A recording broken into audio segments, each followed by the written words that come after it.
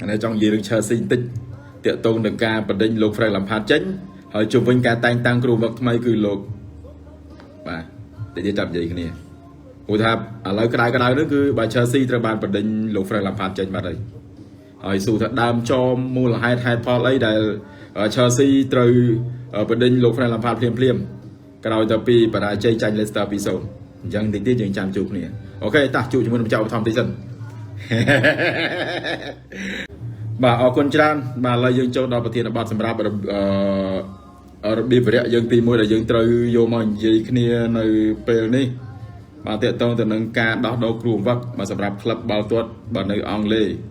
បាទព័ត៌មានក្តៅហើយកំពុងតែផ្ទុះការចាប់អារម្មណ៍ខ្លាំងបាទជុំវិញបាទគឺក្លឹបបាល់ទាត់បាទ Chelsea បាទ Chelsea ក្រោយតែពីបាទក្លឹបបាទបានពិភាក្សាគ្នាបាទដកបាទយើងប្រើពាក្យថាដកចុះបាទបដិញចេញវាដូចអាក្រក់ស្ដាប់ពេកបាទដកបាទលោក Frank Lampard ចេញបាទលោក Frank Lampard នឹងគឺគាត់បានដឹកនាំបាទ Chelsea នៅឆ្នាំ2019បាទពលគឺរយៈពេល18ខែបាទន័យថាបាទ Lampard គឺគាត់ដឹកនាំបានមួយឆ្នាំកន្លះគត់បាទ18ខែហើយបាទពេលនេះបាទគិតត្រឹមវេលានេះគឺក្រុមបាល់ក្លឹបបាល់ទាត់បាទបានន័យថាប្រធានក្លឹបដែលជាមហាសេដ្ឋីជនជាតិរុស្ស៊ីគឺលោក Roman Abramovich បាទបានបដិញគាត់បានន័យថាបានដកគាត់បាទចេញពីទូនីតិដឹកនាំបាទ Chelsea បាត់ទៅហើយបាទនេះគឺជារឿងដ៏គួរឲ្យសោកស្ដាយហើយក៏ជារឿងដ៏គួរឲ្យភ្ញាក់ផ្អើលបាទសម្រាប់បាទប្រិមិត្តនៅក្នុងវិស័យបាល់ទាត់បាទទាំងក្នុងនិងនៅលើពិភពលោកផងដែរហើយយើងសួរថាបាទហេតុអីហេតុផលអីមូលហេតុធំអ្វីបាន Chelsea បាទឈានទៅដល់ការដកបេក្ខភាពបានន័យថាបដិញលោក Frank Lampard ចេញបាទទោះបីជាគាត់ដឹកនាំនេះដូចជាឈ្នះមកប្រកួតទៀតនៅចុងក្រោយនេះបាទទោះបីជាចាញ់ Leicester 2-0 តែប្រកួតចុងក្រោយនេះគឺ Chelsea ឈ្នះ 3-1 តែប៉ុណ្្នឹងគឺมันអាចធ្វើឲ្យបាទក្លឹបបាទ Chelsea នឹងគឺមានអារម្មណ៍កក់ក្ដៅទេបាទរហូតទៅដល់ឈានទៅដល់ការដកបាទន័យថាបដិញគាត់ចេញបាត់ហើយសួរថាហេតុផលអ្វីដែលត្រូវដក Lampard ឥឡូវយើងក៏លេចមកមើលរឿងពីខាងដើមតិចក៏ប៉ុន្តែមូលហេតុធំដែលក្លឹបសម្រាប់បាទចិត្តដកលោក Frank Lampard ចេញនឹងគឺដោយសារ Frank Lampard បានប្រើប្រាស់លុយរបស់ក្លឹបនឹងគឺច្រើនណាស់បាទរហូតដល់ទៅ235លានអឺរ៉ូក្នុងការទិញដូរកីឡាករបាទយើងឃើញថាកំឡុងពេលបើកទីផ្សារដោះដូរកីឡាករបាទការពីរដូវក្រោយមុននឹងការប្រកួតបាទលីកធំនៅអឺរ៉ុបចាប់ដើមបាទគឺ Lampard បានស្នើទៅកាន់ក្លឹបបាទជិត300លានបាទជិត$300លានដើម្បីដោះដូរកីឡាករក្នុងនោះយើងឃើញថាបាទ Lampard គាត់បានទិញខ្សែការពារពី Leicester បាទ Ben Chilwell បាទគាត់ទិញ Timo Werner បាទគាត់ទិញHakim Ziyech គាត់ទិញ Kai Havertz បាទអានឹងយើងរាប់តែ4អ្នកនឹងបានហើយមានអ្នកចាំទីមួយទៀតបាទគឺអ្នកចាំទីវ័យក្មេង Ansu Mendy មួយទៀតបាទ5រូបហ្នឹងគឺបាទ Lampard ចាយលុយដល់ទៅ235លានបាទក្នុងការទិញកីឡាករចូលក៏ប៉ុន្តែបាទក្រោយទៅពីការទិញបាទក្នុងការប្រើប្រាស់កញ្ចប់ថវិកាដ៏ច្រើនសន្ធឹកសន្ធាប់ដើម្បីទិញដូរកីឡាករនៅពេលនេះបាទតើលទ្ធផលដែល Chelsea ទទួលបានបាទក្រោយទៅពី Lampard ត្រូវបានតែងតាំងនឹងទទួលបានយ៉ាងណាវិញគឺយើងឃើញជាក់ស្ដែងហើយថាបាទបរាជ័យ6ប្រកួតបាទសម្រាប់ការប្រកួតរដូវកាលនេះរបស់ Chelsea បាទធ្វើឲ្យក្លឹបបាទក៏ដូចជាប្រធានក្លឹបរបស់ Chelsea នឹងគឺមានការបាទខឹងសម្បាយ៉ាងខ្លាំងបាទចំពោះលោក Frank Lampard បាទដែលគាត់បានប្រើលុយច្រើនហើយបាទដល់ពេលលទ្ធផលដែលទទួលបាននឹងគឺมันដូចអ្វីដែលគាត់បាទបានធ្វើក៏ដូចជាបានធ្វើការសន្យាជាមួយនឹងក្លឹបនោះទេហើយមុននឹង Lampard គាត់ដឹកនាំ Chelsea នេះគឺគាត់បាននិយាយថាគាត់នឹងធ្វើឲ្យ Chelsea នេះគឺមានភាពល្អប្រសើរឡើងវិញហើយគោលដៅធំដែល Chelsea ត្រូវបដោតមុនគេនឹងគឺការប្រកួតដើម្បីយកឈ្នះដើម្បីលើកពាន English Premier League ក៏ប៉ុន្តែអ្វីដែលការរំពឹងទុកនឹងគឺបាទមិនដូចចិត្តទេបាទយើងឃើញថាបាទ Chelsea នឹងគឺរកម្មរកមែនទែនបាទជុំវិញបរាជ័យម្ដងហើយម្ដងទៀតបាទម្ដងហើយម្ដងទៀតឥឡូវនឹងឈានទៅដល់ក្លឹបបាទសម្រាប់បដិញលោក Frank Lampard បាទចេញបាត់ទៅហើយបាទក៏ដឹកនាំបានតែ18ខែទេហើយបាទយើងនិយាយពីរជ្ជកាលដែលធ្លាប់ដឹកនាំបាទ Chelsea ណាតាំងពីជំនាន់ Jose Mourinho, Carlo Ancelotti, Rafael Benitez លោក Antonio Conte, Tazori បាទគឺមានតែ Frank Lampard នេះទេដែលទទួលបានបន្ទុកបាទនៃតែទាបបំផុតហើយក៏ជាកំណត់ត្រាក៏ជាប្រវត្តិសាស្ត្រដ៏អាក្រក់បំផុតបាទក្នុងចំណោមគ្រូបង្វឹកដែលដឹកនាំ Chelsea បាទដែលចាញ់ច្រើនបំផុតបាទគិតត្រឹមពាក្យកណ្ដាលរដូវកាលនេះបាទនេះគឺជាហេតុផលធំគឺជាដើមចមដែល Chelsea បាទត្រូវបដិញចេញបាទដែល Chelsea បដិញលោក Frank Lampard ចេញរឿងហេតុគឺដោយសារ Frank Lampard បាទគាត់ស្នើសុំលុយដើម្បីទិញកីឡាកររហូតដល់ទៅ235លានអឺរ៉ូ tại cái đó bị club ảnh nhạt bà này tập bà tu đai thông là mấy bắt đầu lui ở làm phạt tình là coi châu hơi là tập bao là tập tu ba nó cứ bài chi bài tranh sang tập group ca bạc cụ tập bình bố cứ bộ môi bạc cụ đến lại tranh được Premier League anh đang cứ chỉ rừng tì mùi ở rừng tì pi ní ở xuống ta hai đấy bàn làm phạt bà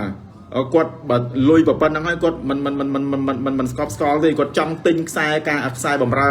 ra bên tiết thì không bao giờ phải xem cứ là có declare right រឿងដែល Lampard បាទគាត់ស្នើទៅកាន់ club Chelsea ដើម្បីទិញខ្សែបម្រើសញ្ជាតិអង់គ្លេសកីឡាករ Declan Rice ពី West Ham ហ្នឹង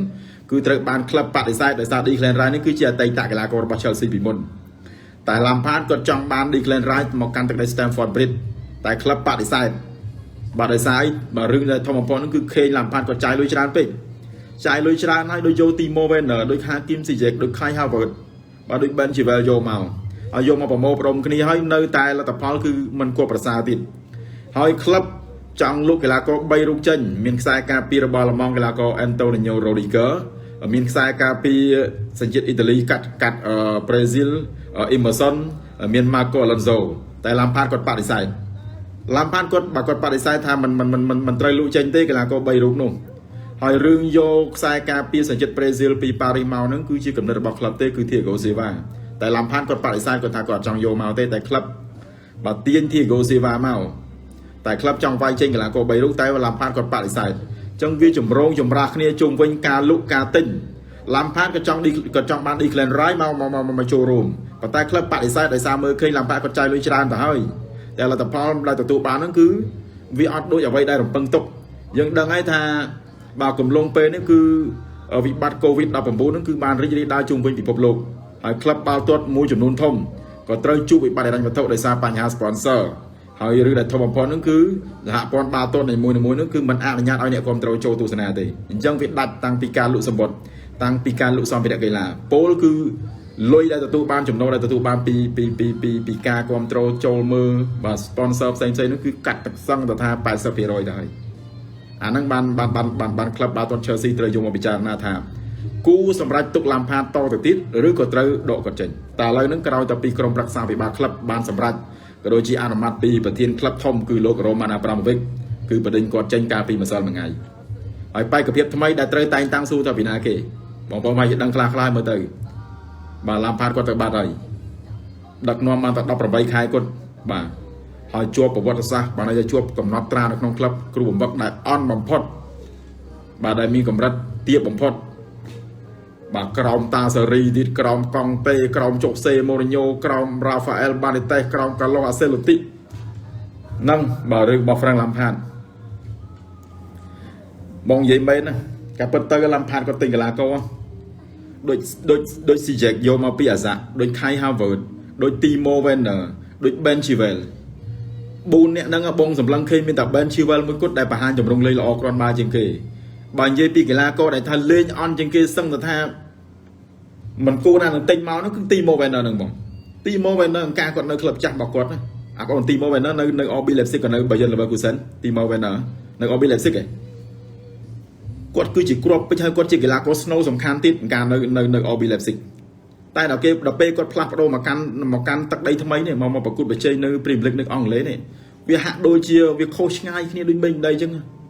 យាយទៅគឺក្លាប់ចាក់ហ្មងហើយយើងឃើញគ្រប់ការប្រកួតឲ្យតែថាពេលដែលបងនិយាយ Chelsea ឃើញទេសួរថាគុណភាពនៃការបញ្ចប់ទីរបស់ទី Timo Werner នៅពេលដែលគាត់លេងឲ្យ Chelsea ហើយនឹងនៅពេលដែលគាត់ការលេងនៅ RB Leipzig វាខុសគ្នាយ៉ាងម៉េចវានិយាយទៅវាដូចមិនគួរឲ្យជឿទេណាថា Timo Werner គាត់ធ្លាក់ដល់ប៉ុណ្្នឹងហើយសួរថាយើងឆ្ងល់ថាហេតុអីក៏មិនទុកពេលវេលាហេតុអីក៏មិនទុកឱកាសឲ្យគាត់ដឹកនាំបន្តតិចទៅការពិតហ្នឹងគឺក្លឹបអស់ការអត់ធ្មត់ជាមួយនឹងគាត់ទៅហើយការពិតហ្នឹងគឺក្លឹបបានផ្ដល់ឱកាសគាត់គឺច្រើនដងច្រើនសារមកហើយរយៈពេល18ខែរឿងធំបំផុតដែលក្លឹបខឹងសម្បាហើយมันអាចថាអត់ធ្មត់ទៀតបានហ្នឹងគឺអារឿងចាយលុយច្រើនហ្នឹងឯង235លានប្រវែងគិតមើលដែលផ្ដល់ឲ្យ Lampard គាត់ទិញកីឡាករចូល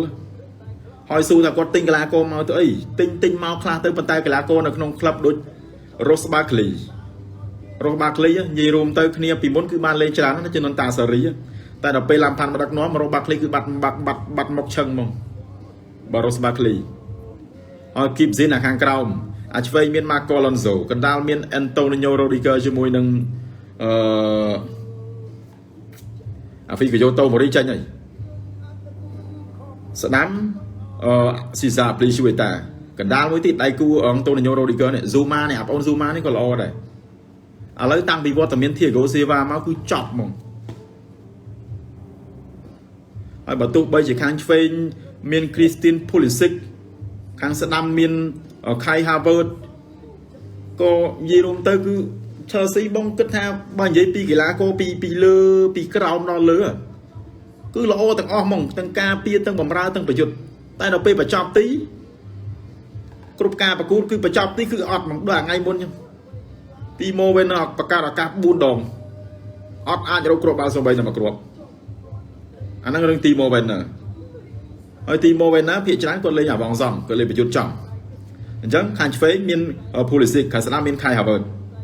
tại có nơi tao mình ai phơi bàn đó tao lo chỉ rút ở nào mình tao lo chỉ rút mình hỏi Tommy Abraham nó kia gồm xây ban lên thì cho miền ấy thì bao chùm rớt miền tập bì bao mình đạo ven nó chỉ rút bao mình chỉ rút tìm một ven ở đó bên chẳng Abraham miền ấy xây ban lên thì hỏi mùi thì ô đuôi kia nó gồm xây ô đuôi vì tao chỉ lo mình vì lên bàn tích tay vì tao lo mình và vì tao chỉ lo chỉ hàng ca lên bàn tràn mình vậy đừng áp ôn cả lùm hạt xong ô đuôi này với tờ chân vinh này đó bây giờ lớn ngem ngàm ở Chelsea cái là coi Chelsea bao nhiêu bị prep team tới tôi bị Liverpool tôi bị Man City cứ Chelsea đừng này trải lùi cực mớ dù ta club na hiện tình cái là có đấy cầm lông tê Covid đấy cứ ọt miên thế miền là Chelsea nó chia choi mái tình rồi Abramovich đây chia mà hai thằng chia Chelsea có đây từ ly đấy có đây thông đấy có trọng đăng thà cho mưa Frank Lampard đặc nôm nó cho mưa là tập phò chẳng bách phụ cùng lông pe để Lampard còn thua chỉ cái là con nó tập đến Stamford Bridge để giờ pe là pitch năm còn cứ chỉ ly chân còn chỉ việc vào nơi Stamford Bridge club đại miền mua là thang này không thì con London muối này chẳng còn sọc chất chấm nai lui ao tới Lampard tinh cái là cổ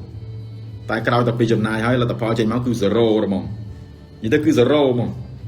lấy chop sau cướp vậy ao xa nó bắt Lampard cứត្រូវបានចែកផ្លូវគ្នាជាមួយនឹង Chelsea គិតត្រឹមពីពេលនេះតទៅ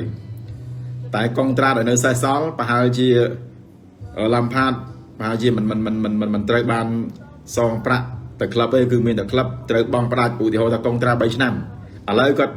ដឹកនាំឲ្យ Chelsea បានរយៈពេល18ខែមួយឆ្នាំកន្លះអញ្ចឹងនៅសល់មួយឆ្នាំកន្លះទៀតអញ្ចឹងគិតទៅឥឡូវមួយខែប្រហែលប្រាក់ខែគាត់អាហ្នឹងគឺក្លឹបទូតោតល់ឲ្យគាត់ហ្នឹងគឺបើកផ្ដាច់ឲ្យគាត់ហ្មងអាហ្នឹងរឿងក្លឹបជាមួយនឹង Lampard ចប់ហើយចឹងមកតែ credit របស់គាត់គឺអស់ហើយអស់លិញហ្មងមកនៅពេលដែល Chelsea បដិញគាត់ចេញហើយយើងនិយាយពីបេក្ខភាពថ្មីសួរថាក្រោយទៅពី Lampard ចេញទៅ Chelsea អត់មានទុកយូរទេណាការពិតទៅគម្រោងការនេះគឺគេរៀបទុកតាំងពីរយៈពេល2ខែមុននោះគេដឹងថាមើលទៅសភាពការស្រួលទេបើ Lampard ដឹកនាំគឺមើលទៅសភាពការស្រួលទេអញ្ចឹងក្លឹបគេគូវាក្លឹបគេដាក់គោលដៅរួចអស់ហើយគេ focus ទៅលើគ្រូណាដែលត្រូវមកដឹកនាំនៅបន្តពី Lampard បើសិនបើក្លឹបត្រូវបានបដិញគាត់ចេញស្រាប់តែពេល Paris បណ្ដេញលោក Thomas Tuchel ភ្លាមគាត់ថា Paris បណ្ដេញលោក Thomas Tuchel ភ្លាម Chelsea គេគិតទុកស្រេចគឺគេនឹងទាញយក Thomas Tuchel មកដឹកនាំបន្តពី Lampard គាត់ថាចាំតែពេលវេលាមកដល់ពឹបឥឡូវពេលវេលាមកដល់ហើយថ្ងៃល្អខែល្អឆ្នាំល្អបានមកដល់ហើយបណ្ដេញ Lampard ចេញតែងតាំងលោក Thomas Tuchel និយាយទៅអត់ឲ្យលើសពី3ថ្ងៃទាន់គាត់ថា Lampard ចេញយប់នឹងពឹបស្អែកឡើង Thomas Tuchel មក London បាត់ហើយដូចនិយាយទៅគេរៀបចំរួចស្រេចហើយវាភ្លាមវាក្តៅក៏អត់ថាទេចាំរយៈពេលមួយអាទិត្យឬក៏មួយខែដើម្បីស្វែងរកគ្រូដើម្បីគិតពិចារណាថាយកគ្រូណាមកដឹកនាំទៀតអត់ទេ Chelsea គិតរួចហើយស្រេចទេឥឡូវ Thomas Tuchel មកដល់ទីក្រុង London ហើយដឹកនាំការប្រកួតដឹកនាំបកាប្រកួតគាត់ទៅដឹកនាំតែយប់នេះក៏ដឹកនាំដែរយប់នេះម៉ោង1 Chelsea ទៅប៉ះមួយ Wolverhampton Wanderers អញ្ចឹងគឺជាការប្រកួតដំបូងនៃលោក Thomas Tuchel គាត់ដឹកនាំឥឡូវក៏កំពុងតែដឹកនាំកីឡាករ training វឹកហាត់នៅ Stamford Bridge គាត់មកហើយគាត់មកឡើងមួយសប្តាហ៍ហើយចឹងយើងក៏មានការសោកស្ដាយសម្រាប់ Frank Lampard បាទដែលត្រូវបានក្លឹបបដិញ្ញចេញហើយក៏អបអរសាទរសម្រាប់លោក Thomas Tuchel ដែលក្លឹបបានផ្ដល់សេចក្តីទុកចិត្តក្នុងការតែងតាំងគាត់ជំនួសលោក Frank Lampard ចេញពី Paris មិនទាន់បានកន្លះខែស្រួលបួលផងឥឡូវ Chelsea តែងតាំងគាត់ភងលៀងខ្លាំងណាស់ Thomas Tuchel ហ៎ mà chẳng cứ mua là hết đam chom này ca và đinh phải làm phạt tránh cứ rương nằng bà chẳng dừng đăng này đội bóng dây chẳng tha làm phạt quạt bàn sang cầm nó tra crop bóng phật không chấm nóng cừu bậc đại đặc nôm Chelsea cứ đặc nôm ca và cuốn tranh tràn chỉ kia hết còn rất mình tụ kẹo ta red thính nữa cứ còng kia thịt còng tăng vi sơ rỉ còng tăng vi chốc xe một nhau tí đâu còng tăng vi ở còng tê tí đâu anh nó cầm nó tra làm phạt đại môn quạt tranh thôi chẳng cứ chỉ trong cái đó cứ miên tập bản năng thì hỏi ở con trang từ đó bục mài bóng bồn lục gì lục ta để bàn châu rôm snap trong trap chấm poka chơi chơi tiện tông từ năng rương về là không năng cào sọc hay hiện bàn chỉnh chọn và xôm bậc kiên po từ đó bóng cướp sang hay lục ta lục gì bóng bồn chung đồn chiết ở chu bậc tiệt tại putopo tiếng bồn baka cứ ở dụ văn á sọc hạ bậc năng bậc đệ phiên nhẹ con bay lời và xôm bóng quần